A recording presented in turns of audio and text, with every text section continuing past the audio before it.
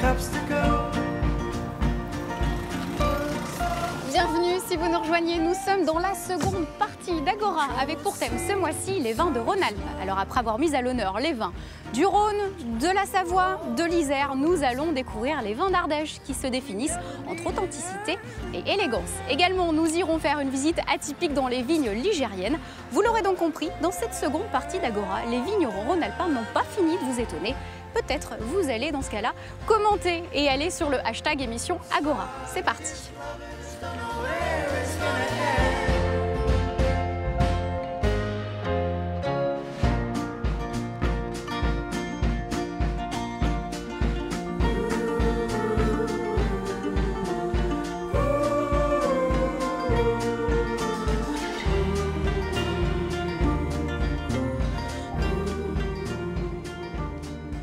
Denis Roum, bonjour. Vous êtes directeur du VICA, le groupement coopératif des vignerons ardéchois, un groupement reconnu pour son dynamisme et qui est à l'initiative de Néo-Vinum, où nous sommes. Donc c'est un nouvel espace découverte œnologique, oui.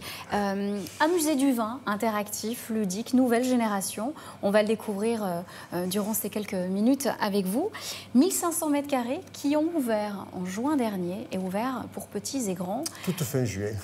Fin juin, voilà, 25 juin. Après 3 ans de réflexion et de travail, ce projet est sorti de terre. Mais est-ce qu'on peut revenir un petit peu en arrière? On ne crée pas Néo-Vinum comme ça en claquant des doigts. Alors d'où est venue l'idée? Tout à fait. Alors, c'est vrai que c'est même presque plus que 3 ans, parce que nous avions un espace pour recevoir le public, mais qui était, on va dire, tourné du mauvais côté par rapport au grand sens de circulation de Rions aujourd'hui, mais ça, c'est l'histoire. Et bon, le projet de se mettre du bon côté était déjà vieux.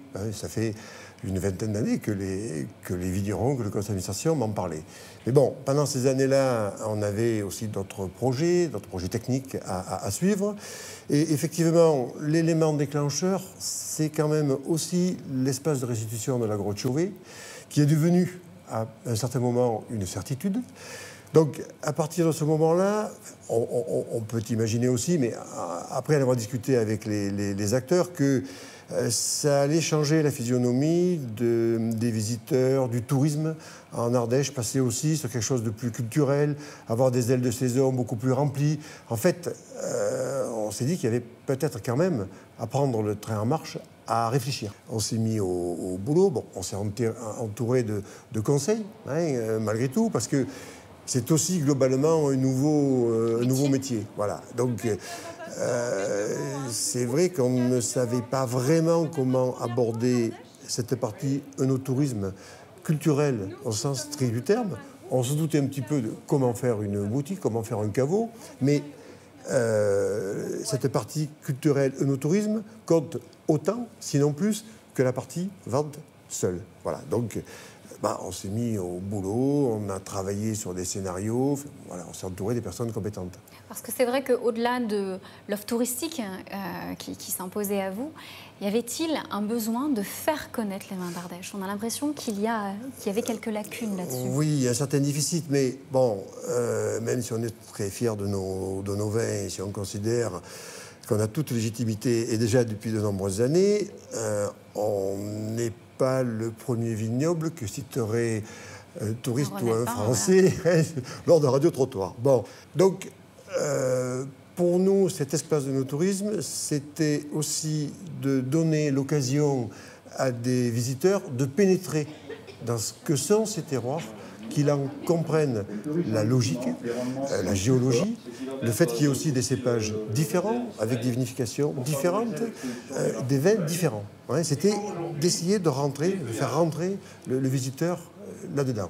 Donc, on est dans une partie communication, parce que, bon, effectivement, ce qu'on veut mettre en avant, c'est nos vins des vignerons ardéchois. C'est une évidence. Hein, c'est une réflexion stratégique pour l'avenir, hein, pour arriver, effectivement, à être à la fois mieux connu, mais dans la globalité du vignoble, mais également dans les types de vins que nous produisons. Donc voilà, il y a à la fois ce côté culturel, apprendre comment ça fonctionne, ce qu'est le vignoble ardéchois, la liaison, et évidemment avec le côté plus commercial des choses. Mais cette partie, je tiens à insister sur cette partie culturelle, parce que ce qu'on veut, c'est qu'un visiteur sorte en disant « Ok, j'ai vraiment appris quelque chose ». Et que même un professionnel dise « Ah ouais, ça m'a intéressé ». Et surtout qu'ils aient compris ce qu'ils aient acheté, parce que bien sûr, on en parlera tout à l'heure, la visite se termine par le caveau, donc c'est peut-être aussi d'apporter une pédagogie différente vis-à-vis de l'achat. On va revenir à cette notion de pédagogie dans la visite de façon globale. Étonnamment, on n'est pas dans un musée traditionnel avec des vieux objets, des vieilles photos pour la tradition d'un geste. On opte pour le high-tech, pour le design, pour l'innovation. Pourquoi ce choix ? Au moment où on a fait cette réflexion, on a décidé de ne pas faire un musée au sens strict du terme, se disant qu'il y en avait déjà beaucoup, qui étaient très bien, qu'on n'avait pas forcément beaucoup à apporter de plus là-dedans. Et c'est vrai que pour nous, à partir du moment où on veut faire découvrir les terroirs, le travail du vigneron, le travail du vin, bon, il faut immerger le spectateur, le visiteur, dans des images qui comprennent bien comment tout ça fonctionne. Donc c'est finalement un choix que nous avons pris très rapidement. C'est-à-dire qu'on ne s'est pas vraiment posé la question très longtemps. C'était évident de partir sur l'essence. C'était assez évident de partir sur quelque chose d'high-tech, sur des images, sur du son, sur du tactile également. Voilà. Aujourd'hui, le centre a ouvert ses portes. Les visites se font au quotidien. Qu'attendez-vous clairement de Néovinum ? Quels seront ces objectifs affichés ? Les visites, oui, les visites ont bien démarré. Enfin, quand on fait le point là, à fin août, donc on a eu 2000 visiteurs qui sont passés par le parcours de nos tourismes. Hein, et on a un chiffre d'affaires qui est en forte progression. Bon, encore une fois, c'est évidemment important, c'est le nerf de la guerre, mais cette partie visiteur est pour nous un point déterminant parce que c'est quand même l'axe que nous avons choisi, hein, cette partie no-tourisme. Donc, on est plutôt satisfait. On se rend compte aussi que tout ça est un métier, qu'il faut savoir accueillir parfaitement bien les visiteurs, qu'effectivement, on a eu beaucoup de Hollandais, de Belges cette année, peut-être plus que d'autres années. Ensuite, le mois d'août est traditionnellement plus français. Mais on voit globalement à la fois des visiteurs intéressés, mais des visiteurs qui demandent qu'on se mette vraiment à leur portée, de bien pouvoir profiter de toutes les explications que l'on donne hein, dans nos films, dans nos interviews. Donc voilà, ça fait partie aussi des choses sur lesquelles on a encore à travailler. Eh bien justement, on va en voir un petit aperçu. Je vous propose de plonger davantage dans la visite à Néovinum avec un temps fort, la dégustation, 25 minutes de plaisir à savourer. C'est un reportage de TLM pour Agora. Alors on va commencer la dégustation bien sûr. Hein. Cette dégustation elle va être autour de 3 vins, un blanc, un rosé, un rouge. On va bien sûr tendre vers une dégustation professionnelle. Comme un véritable sommelier, Néovinum vous propose une séance de dégustation, un moment fort qui clôture la visite du musée. Donc c'est vraiment l'étape importante qui permet de mettre en application les différentes informations que les visiteurs auront vues, auront découvertes pendant le parcours muséographique. Ça permet de mettre en éveil les sens et bien de leur faire comprendre comment déguster, comment apprécier un vin. Pas simplement dire j'aime, je n'aime pas, mais plutôt étudier les caractéristiques et permettre de mieux comprendre le vin, tout simplement. Durant 25 minutes, place donc à la découverte du vin. Comme un professionnel, vous apprendrez à voir, sentir et goûter le précieux breuvage. Mais rassurez-vous, pas besoin d'être déjà initié. L'œnologie à Néovinum est à la portée de tous. C'est vrai que nous, on ne va pas faire de dégustation très poussée, très compliquée. On va plutôt inviter les gens à dire ce qu'ils ressentent. Tout simplement créer un échange pour qu'eux puissent après utiliser ces différentes informations, ces différentes connaissances quand ils auront à acheter du vin ou à en déguster dans d'autres domaines, dans d'autres caves. Après la dégustation, place aux échanges avec l'animatrice, avec souvent des questions sur les bons accords mévins, la bonne température pour servir le vin ou encore le geste de cracher celui-ci. Peut-être le geste le plus difficile à faire comprendre aux apprentis œnologues. Alors, pourquoi il faut cracher dans une dégustation? C'est vrai que nous, ici, on essaye d'inculquer la façon professionnelle de déguster et de savoir apprécier un vin. Là, ici, il n'en déguste que 3 ou peut-être quelques-uns en plus au caveau après la visite. C'est vrai que c'est très important, d'une façon déjà de réglementation et puis pour leur santé. Il faut rappeler ces notions-là. Et puis, c'est comme ça qu'on déguste un vin, tout simplement. Ou de le garder encore un petit peu. Ça va, vous discutez bien? Alors, là, ceux-là, vous pouvez les garder 5 ans, après plus si affinité. De retour avec Denis Roum, directeur du VICA. Nous sommes arrivés à la fin de la visite dans la cave boutique. Étape incontournable, bien évidemment. Mais contrairement à un caveau traditionnel, ici, la pédagogie continue. On voit qu'on a une certaine communication sur les vins, sur les cépages. On achète intelligent et surtout, on peut goûter. Absolument. Enfin, en tout cas, c'est ce que nous avons essayé de faire. Après avoir découvert les différents terroirs, différentes méthodes de vinification, enfin bon, nous espérons, appris un certain nombre de choses sur nos vins et notre vignoble, il faut que le visiteur ait un espace suffisant pour être capable de bien voir tous les produits, de bien comprendre de quel terroir ils viennent, c'est-à-dire quelque part de mettre en pratique ce qu'il a pu apprendre dans la partie de nos tourismes. Voilà. Et ça nous a paru déterminant, c'est-à-dire qu'il puisse faire ses achats avec tranquillité et sérénité. Ensuite, il va choisir tel AOC, tel produit, tel rosé.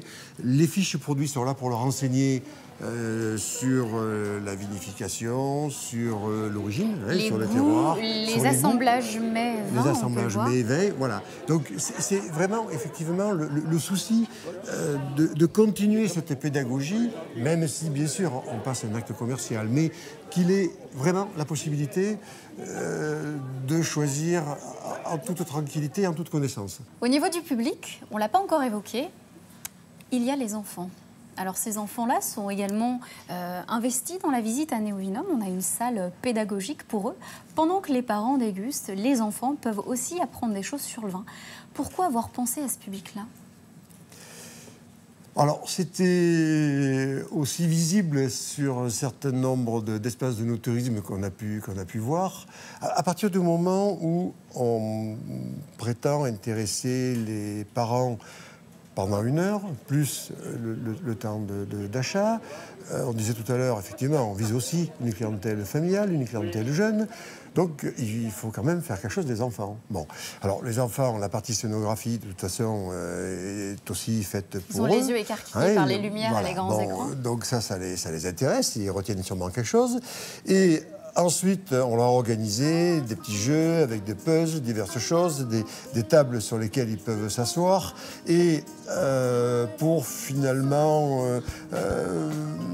mettre en pratique ce qu'ils ont pu apprendre ou tout simplement laisser cours à leur imagination et apprendre un certain nombre de choses. Voilà. Alors, il s'agit effectivement, quelque part, de faire aussi rentrer les enfants dans le fait que le métier du vin est un métier très diversifié, enfin le métier de la vigne et du vin, très diversifié et très proche de la nature. Et aussi refaire découvrir ces métiers. Est-ce qu'il y a un manque de nouvelles générations sur le territoire ardéchois ? Oui, comme beaucoup de vignobles, effectivement, on n'a pas suffisamment d'installations. Donc, si en plus de ça, Néovinum peut nous permettre de susciter des vocations, alors c'est extraordinaire. Parce qu'effectivement, c'était un objectif nouveau, mais pourquoi pas ? Alors, on va enfin parler de ces vignerons que vous côtoyez au quotidien, qui font partie de ce projet-là. Quelques mots pour les définir, c'est quoi qui les anime ? Quelques mots clés ? Quel est leur point commun à ces vignerons ? Je crois qu'ils sont 1200 sur le territoire. Ils sont 1200 sur le territoire, enfin dans la structure vigneron ardéchois. Ils sont tous animés par la passion. L'amour de leur terroir également, de leur territoire. Parce que, c'est un peu une longue marche de faire avancer ce vignoble ardéchois et d'arriver à une véritable reconnaissance, d'arriver également à des revenus hectares, parce que c'est ce qui compte pour les vignerons, qui leur permettent de vivre correctement et de trouver une reprise également. On en parlait tout à l'heure, ça fait partie des choses importantes.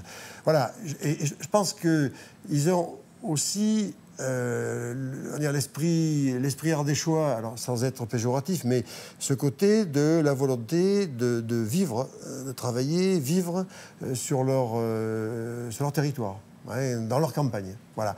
Ça me paraît être des points importants. On va justement rencontrer ces vignerons, notamment l'un d'entre eux, André Mercier, qui est président du Vical, président des vignerons ardéchois.